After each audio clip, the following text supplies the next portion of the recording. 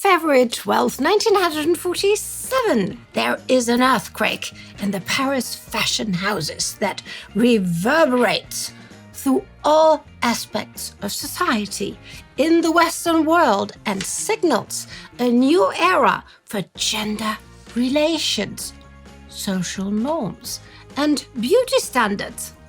On this day, Christian Dior present what is quickly named the new look and a fashion revolution. It is taken so seriously that soon surrealist creator and social critic Jean Cocteau will quip that people talk about the Dior bomb with the seriousness they give to the atomic bomb. Oops.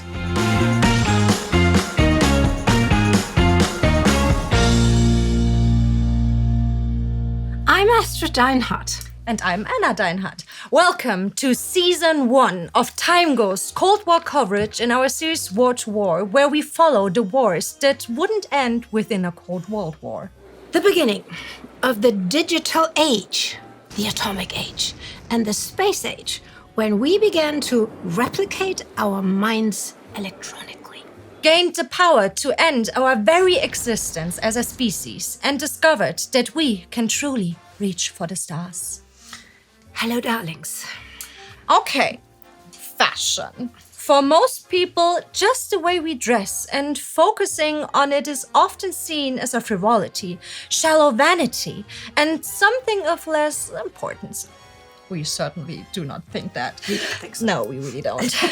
Such opinions overlook something very essential. Fashion is language with powerful signals about who we are and our situation in society. Even being anti-fashion is a statement and can paradoxically be fashionable. It happens. Subconsciously, we allow fashion to mirror the current state of our society. Beyond expressing individual identity, what we wear serves to create community and signal tribal affiliation, religious conformity, gender identity, or perception of our age, class, belongings, and even political opinions and affiliation.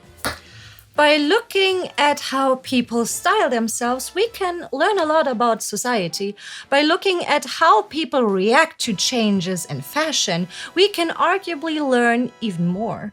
So, what on earth did Dior do that was so shocking? Well, Dior is a veteran of the Battle of France, and his sister, a resistant member, a survivor of the Nazi concentration camps. After decades of austerity and conflict and 6 years of war, Dior feels that Europe, tired of bombs, wanted to see fireworks.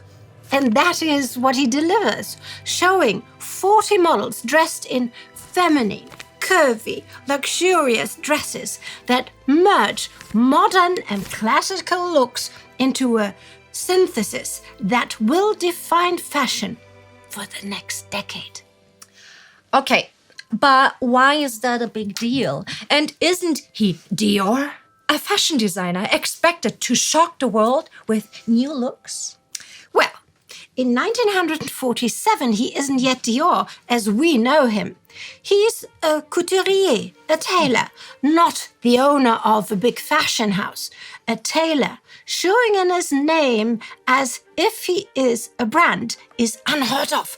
But the why is more about daring to show such luxury when times are still tough for most people, and the shocking departure from 3 decades of a trend that has very much been a mirror of society. Ah yes, the trend towards, on the one hand, more masculine female attire in, for instance, the garçon look made famous by, among others, Marlene Dietrich, Katharine Hepburn and Chanel. And on the other hand, very traditional, I'd almost even say motherly, haute couture. Yes, haute couture, literally French for high tailoring. Figuratively, high fashion. The art of making bespoke, tailored, hand-sewn, elaborate dresses reserved for the rich and famous by nature of the monstrous price tag for that kind of service. Until 1947, created in name-worthy fashion houses by nameless designers and tailors with dozens of seamstresses toiling to make one wondrous creation out of a rich cloth. Designs that then inspired the more pedestrian fashion, prêt-à-porter or ready-to-wear that you buy off the rack. The fashion that we mere mortals can afford. But that too has followed the trend towards more male influences in the 1920s, 30s and during the war. Very much. It's been a reflection of the changing situation of women as 2 world wars shook up gender roles forever. Wars when the girls had to step up and do the jobs that the boys left behind as they went to fight on the fronts. The First War introduces women to trousers, less elaborate blouses, and makes a slim, flat-chested, boyish figure fashionable. But when that war ends, many women have to, or chose to, leave work and go back to being full-time housewives, mothers or daughters. But not all want to follow that path. As more women are able to, or simply have to continue to be part of the workforce and gain more rights, changes brought on by the hardships of war pass into everyday fashion. Even the very girly fashion of the flappers, with their short bobs, loose dresses ending at the knee, and broad heels are more masculine than pre-war attire. In the now communist Russian Empire, women's fashion arguably goes through the biggest change when socialist ideals promote a practical working-class look. In the US, Britain and France and many other places, the hardships of the global recession accelerate the development of a more unisex fashion in cultures that slide into reactionary power, like fascist Italy or Nazi Germany. Fashion becomes uniform, and women embrace a homely, reduced, less extravagant expression of distinctly female identity according to the ideals of their patriarchal society. Ja, die Männer mal wieder. Ja. Then comes the Second War. Between 1939 and 1945, across the globe, 122 million men and 5 million women go away to serve in the armed forces. The females of the species who stay at home are again called upon to fill the spaces left behind by the men in offices, factories, farms, and retail. Dungarees, jeans, and working blues become female attire. Hats become headscarves. The blouse gives way to t-shirts. High heels are kicked off for a pair of boots or Wellington, and women in neat uniforms walk the streets. Finally, the shortages of materials, including textiles, step in and alter the way both men and women dress. Upcycling old clothes, making do with what you have, repurposing, creating your own, and reinventing gives birth to simpler looks. Even the haute couture houses, now mainly catering to the Nazi occupiers' wives, must get on with what they have. Across the world, textile companies shift towards making uniforms, fatigues, tents, parachutes, and tarpaulins. Now, in 1947, things have not changed much. Shortages plague consumers everywhere. Some countries even still have rationing. But there's a deep yearning for a return to normalcy, a longing to leave the suffering behind for a better world in peace. In only 2 years, the tone of media has shifted. Gone are the articles in magazines celebrating Rosie, the Riveter, the Land Girls, or the WAAC.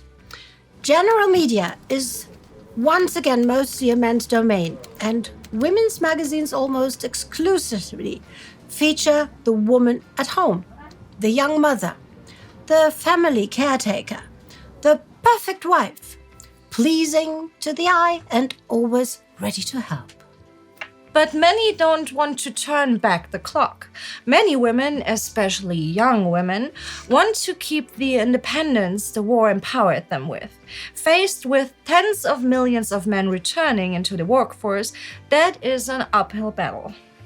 In this world divided, Dior's new, extravagant, very female new look is a clarion call for the side that wants to return to the bliss of the core family and celebrate women for their femininity. After the show, it is Carmel Snow, editor of Harper's Bazaar in New York, who names Dior's creation, reportedly in a state of shock. She exclaims to Dior, "What a revolution, my dear. Your dresses have inaugurated a new look. They are simply marvelous." Parts of the press report that this new look is perceived by many as an expression of a collective desire to move away from the hardships and austerity of the war, representing a longing for elegance and a return to an ideal of civilized happiness. Austen Hearst, daughter-in-law of the media magnate Randolph Hearst, will suggest that Dior's dresses are much better than going to the psychoanalyst. The garment creates an image of you that can help a woman enhance the opinion she has of herself. Arguably, Dior's show marks the first time a cultural concept successfully imposes itself globally, generating mass opinion and media attention previously limited to the performing arts. Some of the attention is less than glowing, though. In Great Britain and the US, suffragettes reportedly failed to recognize it as a progress and staged protests against the return to more femininity. Dior receives hundreds of insulting letters from people who oppose the defined waist, emphasize hips, and long skirts. The British magazine Picture Post runs the headline, "Paris forgets this is 1947, complaining that such luxurious fashion is wasteful in these times of shortages, even labeling the collection a scandal, due to the high price point when unemployment is so high." When Dior later again changes the hemlines, the US Saturday Evening Post strikes a blow for the pre-Dior shorter, more practical skirts, publishing a headline questioning, "Will women submit to Dior?" referring to him as a tyrant of hemlines, and questions his ability to impose his will on American women further. The American press soon refers to it as a major controversy, calling it the Great Hemline Fuss and the Battle of the Exposed Calf. And as superficial as that may sound, this public tiff is representative of the more significant issues at hand. Is the post-war world in the West going to be a return to traditional gender roles? A more patriarchal society where a woman's place is at the stove and her duty is to her husband and children? Or will the 1950s be a progressive march for more independence and freedom of choice for women, building on the emancipation gained through 4 decades and 2 world wars? Perhaps it's neither and both. And what Dior has done is simply provide a little bit of beauty, a little bit of normalcy, as a balm on the wounds of a mourning world trying to recover from the ugliness of war. Maybe it's Cocteau who is right when 6 years later, Dior once again will launch a new look that it's a distraction from much more serious issues and laments. When one thinks that all sense of proportion is lost in the field of art and architects, and that a few centimeters less in women's skirts revolutionized the world in 1953, no one thinks of smiling. One speaks of the Dior bomb, with the seriousness that one puts into speaking of the atomic bomb. Cocteau reminds us that for better or worse, fashion is a mirror to society, and perhaps the post-war world is taking the threats of the atomic age a bit too lightly. Then again, post-Dior, if the bombs do fly, at least the world will go up in flames with some women looking absolutely fabulous. So fabulous. And all is not bad. By the time Cocteau writes, our global economic recovery will be underway. And in many parts of the world, the average standard of living will be rising fast towards levels higher than before the war. The beginning of that recovery is what we will cover next week. But before that, we will go to Eastern Europe and then India. We will continue to cover the events of the decade that brought men from the brink of destruction to the threshold of the stars. 1/4 of 1 year every week for the rest of 2025, right here on the TimeGhost channel. If you want to learn more about Dior and how his and his family's struggles during World War II shaped his creations, I highly recommend the streaming series The New Look on Apple TV. To be an integral part of this great adventure, join the TimeGhost Army. It is that army that enables all of our very fashionable creations. Excelsior!